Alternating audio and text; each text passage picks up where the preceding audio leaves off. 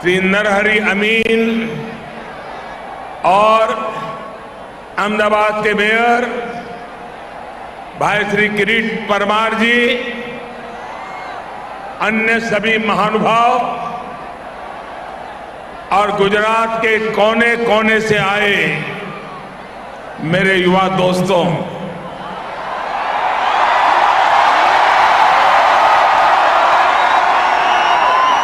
मेरे सामने ये युवा जोश का ये सागर,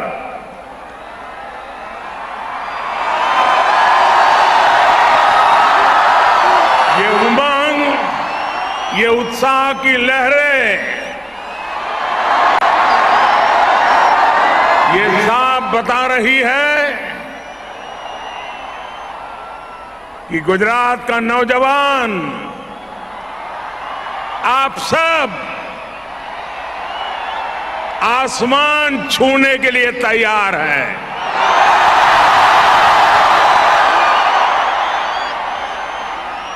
ये न केवल खेलों का महाकुंभ है, बल्कि ये गुजरात की युवा शक्ति का भी महाकुंभ है।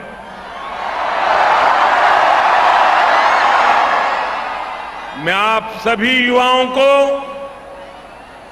11वें खेल महाकुंभ के लिए ढेर सारी शुभकामनाएं देता हूं।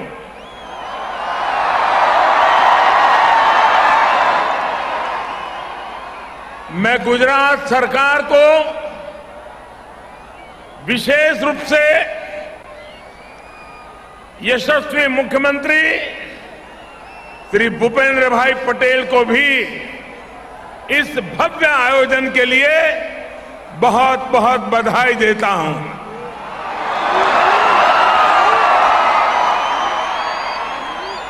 कोरोना के कारण 2 साल तक खेल महाकुंभ पर ब्रेक लगा रहा, लेकिन भूपेंद्र भाई ने जिस भव्यता के साथ इस आयोजन को शुरू किया है, उसने युवा खिलाड़ियों को नए जोश से भर दिया है।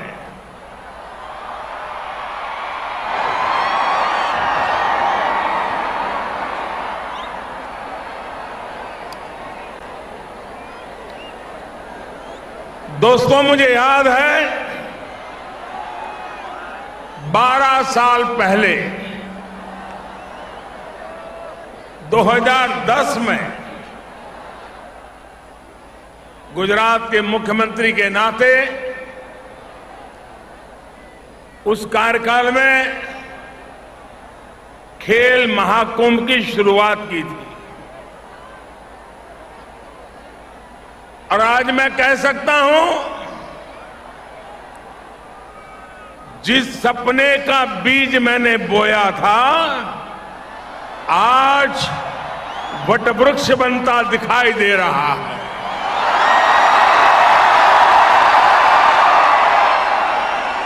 उस बीज को मैं आज इतने विशाल वटवृक्ष का आकार लेते देख रहा हूं।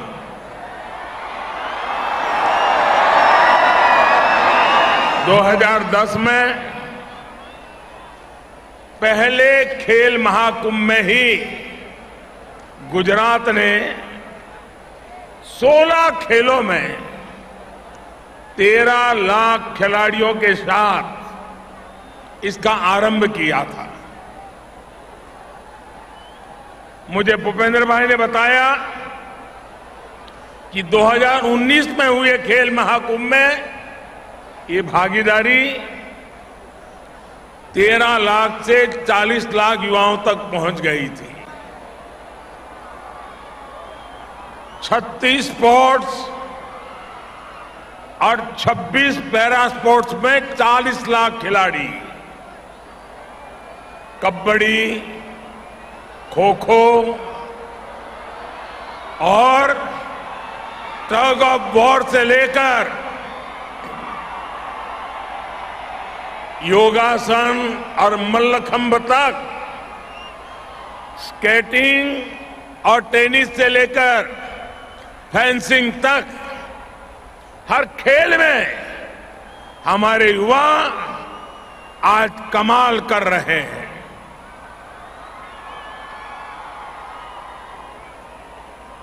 और अब यह आंकड़ा 40 लाख को पार करके 55 लाख पहुंच रहा है।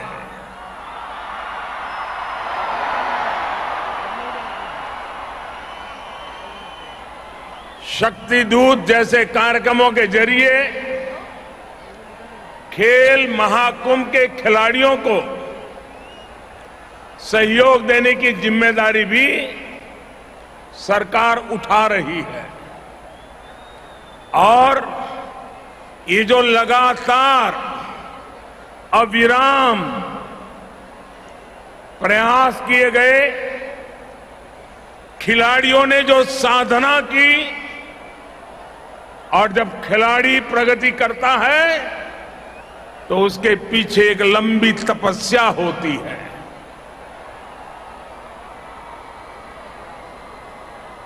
जो संकल्प गुजरात के लोगों ने मिलकर लिया था, वो आज दुनिया में अपना परचम लहरा रहा है।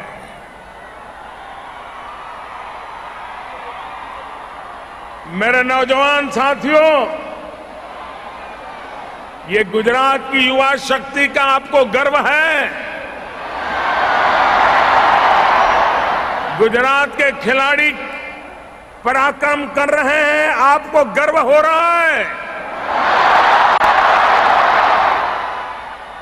खेल महाकुंभ से निकलने वाले युवा ओलंपिक्स, कॉमनवेल्थ और एशियन गेम्स समेत कई वैश्विक खेलों में आज देश का और गुजरात का युवा अपना जलवा बिखेर रहे हैं।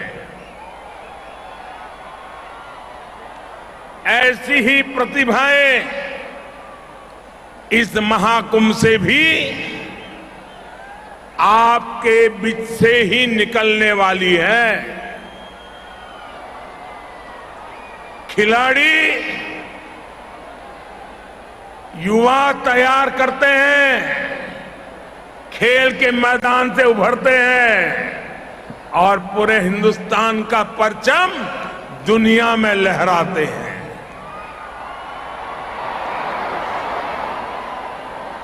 साथियों, एक समय था जब खेल जगत में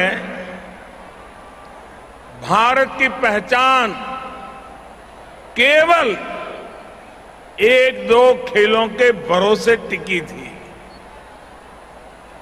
इसका नतीजा ये हुआ कि जो खेल देश के गौरव और पहचान से जुड़े थे, उन्हें भी भुला दिया गया। इस वजह से खेलों से जुड़े संसाधन बढ़ाने, स्पोर्ट्स इंफ्रास्ट्रक्चर को आधुनिक बनाने पर जितना ध्यान देना चाहिए था, जितनी प्राथमिकता देनी चाहिए थी, वो एक प्रकार से रुक गया था। इतना ही नहीं, जैसे राजनीति में भाई भतीजावाद घुस गया है, खेल जगत में भी खिलाड़ियों के चयन में पारदर्शिता की कमी भी एक बहुत बड़ा फैक्टर थी। खिलाड़ियों की सारी प्रतिभा परेशानियों से जूझने में ही निकल जाती थी। उस भंवर से निकालकर भारत के युवा आज आसमान छू रहे हैं।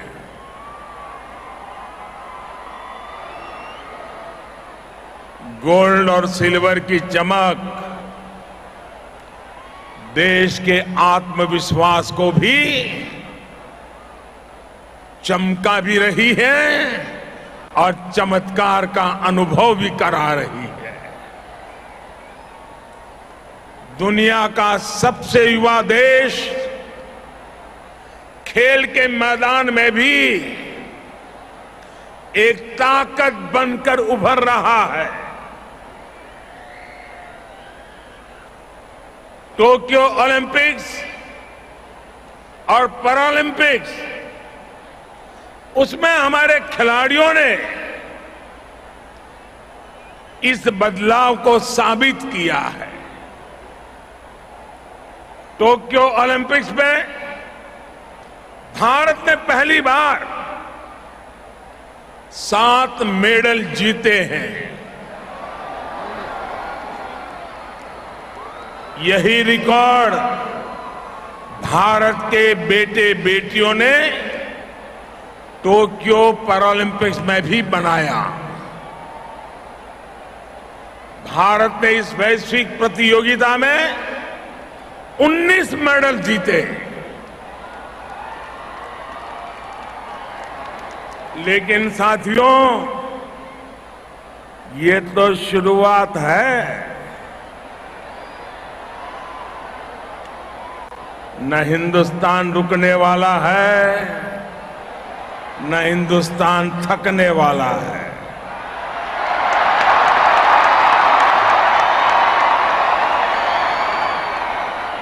मुझे मेरे देश की युवा शक्ति पर भरोसा है। मुझे मेरे देश के युवा खिलाड़ियों की तपस्या पर भरोसा है। मुझे मेरे देश के युवा खिलाड़ियों के सपने, संकल्प और समर्पण पर भरोसा है। और इसलिए आज मैं लाखों युवाओं के सामने हिम्मत के साथ कह सकता हूं कि भारत की युवा शक्ति इसे बहुत आगे लेकर जाएगी।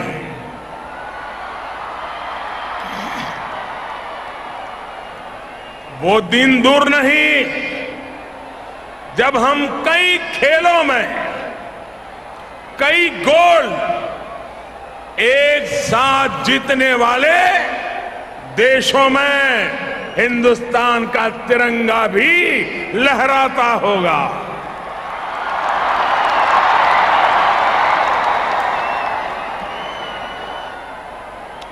साथियों, इस बार यूक्रेन से जो नौजवान वापस आए हैं, युद्ध के मैदान से आए हैं, बम गोलों के बीच से आए हैं, लेकिन आकर के उन्होंने क्या कहा? उन्होंने ये कहा कि आज तिरंगे की आन बान शान क्या होती है, ये हमने यूक्रेन में अनुभव किया है।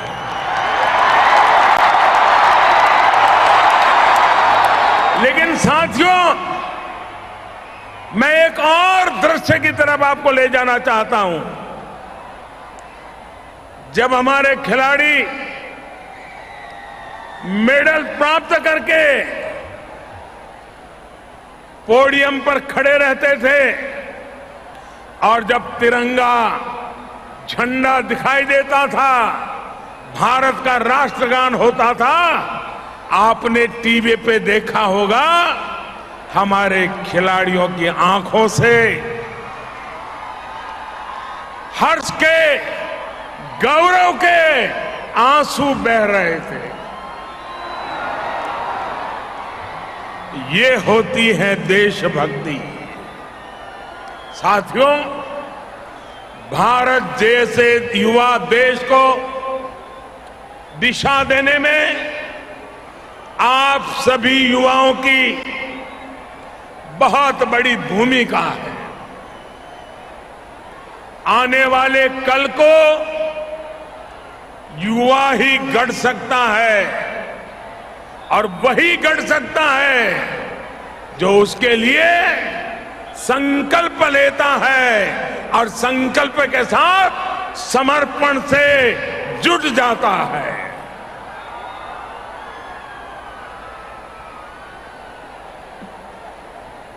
आज इस खेल महाकुंभ में गुजरात के अलग अलग इलाकों से, गांव से, शहर से, कस्बों से आप लाखों युवा यहां एक साथ जुड़े हैं। आप अपने सपनों को पूरा करने के लिए दिन रात मेहनत कर रहे हैं। मैं आपके सपनों में आपके क्षेत्र का भविष्य देखता हूं, आपके जिले का भविष्य देखता हूं। मैं आपके सपनों में पूरे गुजरात और देश का भविष्य देखता हूं। और इसलिए आज स्टार्टअप इंडिया से लेकर स्टैंड अप इंडिया तक, मेक इन इंडिया से लेकर आत्मनिर्भर भारत और वोकल फॉर लोकल तक, नए भारत के हर अभियान की जिम्मेदारी भारत के युवाओं ने खुद आगे बढ़कर उठाई है। हमारे युवाओं ने भारत के सामर्थ्य को साबित करके दिखाया है। मेरे नौजवान साथियों, आज सॉफ्टवेयर से लेकर स्पेस पावर तक, डिफेंस से लेकर आर्टिफिशियल इंटेलिजेंस तक, हर फील्ड में भारत का दबदबा है। दुनिया भारत को एक बड़ी शक्ति के रूप में देख रही है। भारत की इस शक्ति को स्पोर्ट्स स्पिरिट, खेल दिली कई गुना बढ़ा सकती है। यही आपकी सफलता का भी मंत्र है। और इसलिए मैं हमेशा कहता हूं, जो खेले वो ही खिले। मेरी आप सब युवाओं के लिए भी सलाह है, सफलता के लिए कभी कोई शॉर्टकट मत खोजिएगा। आपने रेलवे प्लेटफॉर्म पर देखा होगा, कुछ लोग ब्रिज पर से जाने के बजाय पटरी क्रॉस करके जाते हैं, तो वहां रेलवे वालों ने लिखा होता है, short come will cut you short.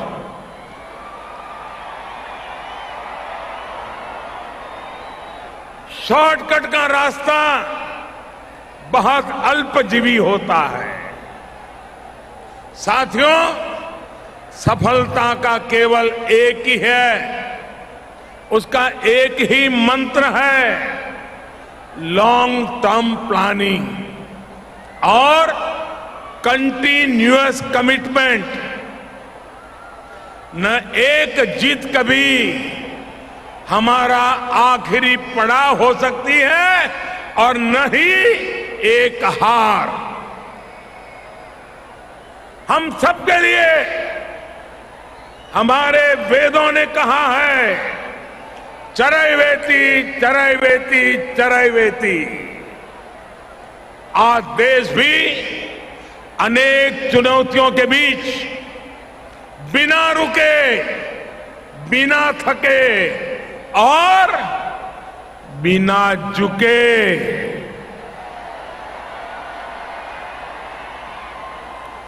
आगे बढ़ रहा है। हम सबको मिलकर के सतत परिश्रम के साथ लगातार आगे बढ़ना है। साथियों, स्पोर्ट्स में हम जीत के लिए 360 डिग्री परफॉर्म करने की जरूरत होती है और पूरी टीम को परफॉर्म करना होता है। यहां अच्छे अच्छे स्पोर्ट्समैन उपस्थित हैं। आप बताइए, क्या क्रिकेट में कोई टीम बैटिंग अच्छी करे लेकिन बॉलिंग बिल्कुल खराब करे तो वो जीत पाएगी क्या? या टीम का एक खिलाड़ी बहुत अच्छा खेले लेकिन बाकी सब परफॉर्म न करे तो भी जीतना मुमकिन होगा क्या? जीतने के लिए पूरी टीम को बैटिंग, बॉलिंग और फील्डिंग में सब जगह अच्छा खेलना होगा। भाई और बहनों, भारत में खेलों को सफलता के शिखर तक पहुंचाने के लिए भी देश को आज ऐसे ही 360 डिग्री टीम वर्क की जरूरत है। इसलिए देश एक होलिस्टिक अप्रोच के साथ काम कर रहा है। खेलो इंडिया प्रोग्राम इसी प्रयास का एक बड़ा उदाहरण है। पहले हमारी युवा प्रतिभाएं दबी रह जाती थी, उन्हें मौका नहीं मिलता था। हमने देश की प्रतिभाओं को पहचानना, उन्हें हर जरूरी सहयोग देना शुरू किया। प्रतिभा होने के बावजूद हमारे युवा ट्रेनिंग के अभाव में पीछे रह जाते थे। आज बेहतर से बेहतर ट्रेनिंग सुविधाएं खिलाड़ियों को दी जा रही है। देश ये सुनिश्चित कर रहा है कि खिलाड़ियों को रिसोर्सेज की कोई कमी न पड़े। पिछले 7-8 सालों में स्पोर्ट्स बजट करीब 70% बढ़ाया गया है। एक बड़ी चिंता खिलाड़ियों के भविष्य को लेकर भी रहती थी। आप कल्पना करिए, अगर खिलाड़ी अपने भविष्य के लिए आश्वस्त नहीं होगा तो क्या वो खेल के